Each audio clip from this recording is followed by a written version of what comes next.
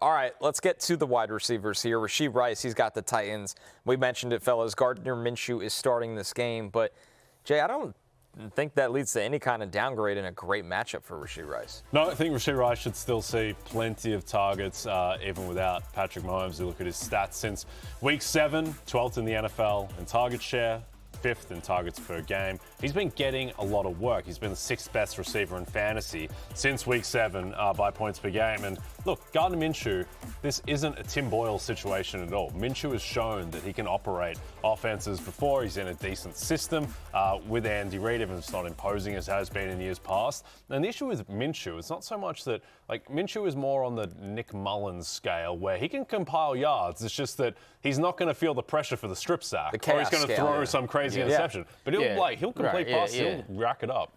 In a lot, they probably won't win the game that day, although they should win versus the Titans. But like you said, he's good enough for us in fantasy to get our receivers the ball. That's evidenced by, last year, Jacoby Myers averaged 14 fantasy points per game. With Gardner Minshew, year before that, Michael Pittman averaged 16 fantasy points per game. That's in 2023, also with Gardner Minshew. So I'm not too worried about him being able to get him the ball because whatever Minshew does outside of that, it doesn't affect Rashee Rice. Going to keep that open.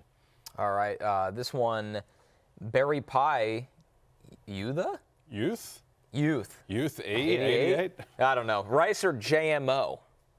Barry Pie, Youth, the 88, maybe. I would go Rashee Rice, even though I think it's close now. Jameson Williams not quite ready to put him. I mean, Matthew has Rashee Rice as wide receiver 9. Not quite ready to call JMO a top 8 wide receiver. JMO is 10th for Matthew, so it's right there, but I would go Rice. I would go JMO here. 52 over-under in this game, and they need it. We saw Zay Flowers have a nice little day versus these Steelers. None of the receivers on the Dolphins did, but it's the Dolphins, and we just saw Tua get benched, right? I think it's very close, though. It's Rashee Rice is the number 1 receiver, though. Yeah, I just think with volume, if you need more upside. Give me Rashee. I'll take the wide receiver 1 on his team over the wide receiver 2 in a better offense. I think as well something that biases a little bit on Jameson Williams is that the Lions have been throwing a ton. They've been playing from behind. They were behind in that Packers game. When Amon-Ra went out in that game, they were behind in the second half against the Rams and compiled a lot of yards late. So they're 7-point favorites in this game against the Steelers. They should be back into kind of Lions game scripts and being able to run the ball in the second half. So for those reasons, I would lean Rashee Rice. Sad to have Justin Jefferson on this list, guys, but 3 straight games under 5. 5 fantasy points. You don't have to hear it from us. Listen to Justin Jefferson on how tough this season's been. Of course, this is a difficult year just with the circumstances, having new quarterback, new guys to the team, trying to figure stuff out. So it's just one of those difficult years to really, think back on and to really reflect after the season. But I'm proud of myself into not showing the frustration, not really showing my emotions out there on the field, and just really being the leader that I am, being the captain that I am, because I know so many people are looking at me and really waiting for my reaction and waiting for me to show my emotions. So I'm proud of myself to being patient, sticking with the game plan, sticking with the guys that we have on this team, and just being myself. I'm sticking with him too, but boy, you could tell. He itching to let that A.J. Brown out of his system. He is itching. And it's probably because, as crazy as it sounds, he hasn't had over 25 receiving yards in 3 straight games, yet he still got a shot at 1,000 yards this year. Yep. Less than 170 yards away. What do they got? 3 more games to go? To get to 1,000 yards, the good thing about it is at least a 28% target share in 7 of the 8 games with J.J. McCarthy this season. So J.J. McCarthy, he knows who to throw the ball to. It just ain't working out. The one pass might be off, but he's getting better. The kid at quarterback, he's gotten better over the past 2 weeks. So I'm going to stick with him, with Justin Jefferson, for that reason.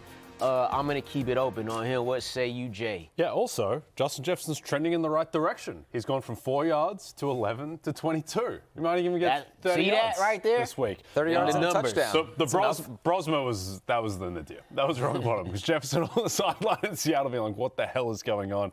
It's Max Brosma is Will Levising pick sixes to the Seahawks defense. But yeah, the key is the targets and also just the confidence that J.J. McCarthy is looking much more like he belongs the past couple of weeks. It is a very favorable matchup against the Giants secondary that just got torched by Marcus Mariota. So eventually these passes are just going to connect. Jefferson, I think, is going to have a big game before the season ends. And it's very likely going to be this one, right? This is crazy to say. I'd actually start him with confidence this week. Yeah. It's got to. Also, too, Kevin O'Connell said, I don't want him to not get 1,000 yards on my watch. They know. He's getting that. They know. JJ knows. And let's be real. He was wide open in the back corner of the end zone on one. I thought JJ threw it a little hard, and it's one that Jefferson usually catches anyway. If he catches that touchdown, you're looking at it and going, of course I'm starting him this week. Things are trending in the right direction. So I think Justin Jefferson gets back on track against the Giants. He's a top 20 play for Barry at wide receiver 17. Emeka Egbuka in a massive division matchup against the Panthers. Only 2 games with 10-plus fantasy points since week 6. He started off as hot as anybody, was atop the Offensive Rookie of the Year race. It's been really a slow burn for Emeka Egbuka lately. But, I mean, big game. They're going to need him. I know Godwin and Mike Evans are back here, Jay, but are you sitting Emeka Egbuka? I mean, look at the names that he's behind right here. Yeah, I'm a little more optimistic on Egbuka than this. Like, I would have Egbuka over Chris Godwin, over Michael Pittman. The thing with Egbuka is, I get that the route participation was down to 63% last week against Atlanta with Evans, Godwin, and McMillan all active, but this is more of a gut sense thing and just having watched that game. I thought he looked the best that he had in months. And I'm not sure if it was Evans being back, taking attention off of him, or just kind of hitting rock bottom against the Saints the week before where he dropped the touchdown pass. He looked a lot more like the guy from the first 5-6 weeks of the season. Now, he didn't have a huge statistical game, but he got into the 60s in yards. Baker missed him a couple of times. If Baker Mayfield's on the money on the second down that preceded the game effectively ending for Tampa, then Egbuka ends up, in the 80s for yards, and he's 5 for 82 or whatever. He looked good. He was making difficult catches, and he was getting open. So I get it with the usage, but I think Egbuka, I think that he can bounce back and be valuable. James asked, should I start Egbuka or Addison? What do you think of that, Lawrence? I'd go Egbuka. Yeah. I'd go Egbuka as well then. Yeah. Jordan Addison. Better QB, better. Yeah. Sadly. Yeah.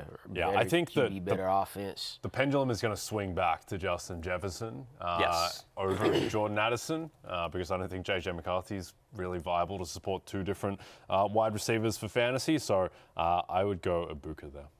All right, let's keep it moving to our last one, a tight end, of course. Mark Andrews. If you try to figure out the Mark Andrews weeks, God bless you. 2 games with more than 34 receiving yards this season. Of course, he could find himself in the end zone at any moment. But he's tight end 20 for Matthew for a reason here, Lawrence, where you see names like, and I think it's justified, Colby Parkinson, Hunter Henry, Juwan Johnson, even Theo Johnson ahead of Mark Andrews right now.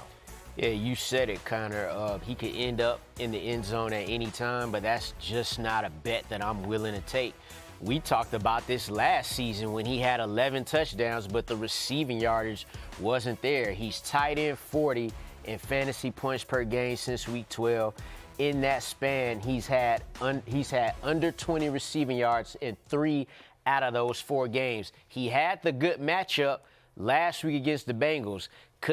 They kind of got ahead. They took the dogs off because Cincinnati couldn't score on their end, but still, you had the best matchup for tight ends there, and you couldn't do nothing with that.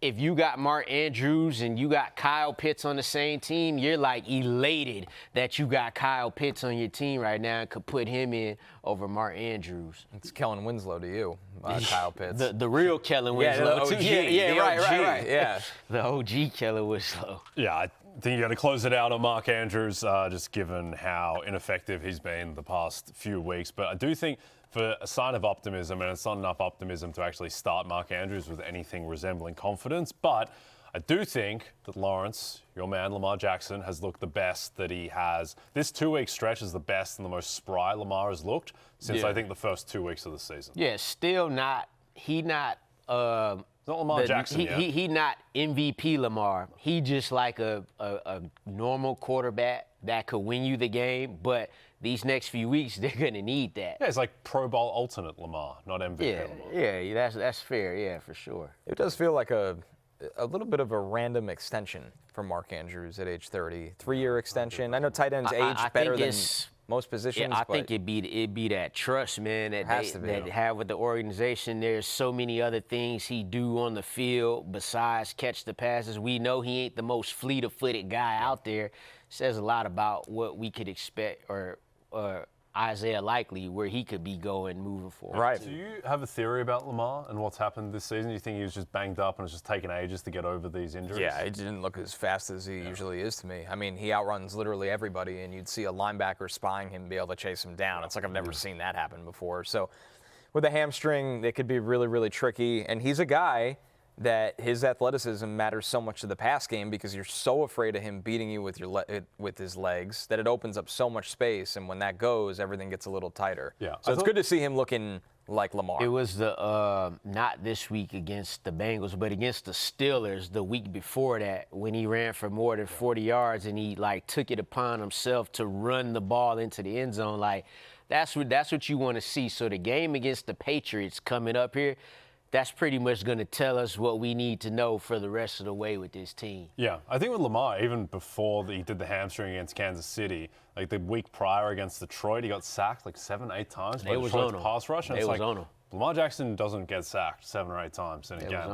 Like something seemed off from the start, but hopefully getting further and further away from whatever was ailing him earlier in the season that he can get back. And also this Patriots defense has been fine, but we saw, like, once they get up against a real superstar quarterback like Josh Allen, you can absolutely get these guys. So Lamar Jackson, if he's right, he should be able to do it. When the Patriots was up 21-0, did you feel like it was over? I did not. No. It was too early for them to be up that big. Yeah, you knew the Bills were going to punch back. Right. I thought the Patriots would keep scoring.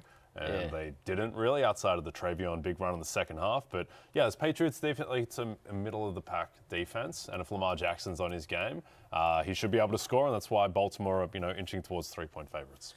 Hey, it's Matthew Berry from NBCSports.com and RotoWorld.com, and I want to thank you so much for watching whatever it is you just watched, or if nothing else, being too lazy to click out of the autoplay after this video started, after whatever it is you actually wanted to watch finished.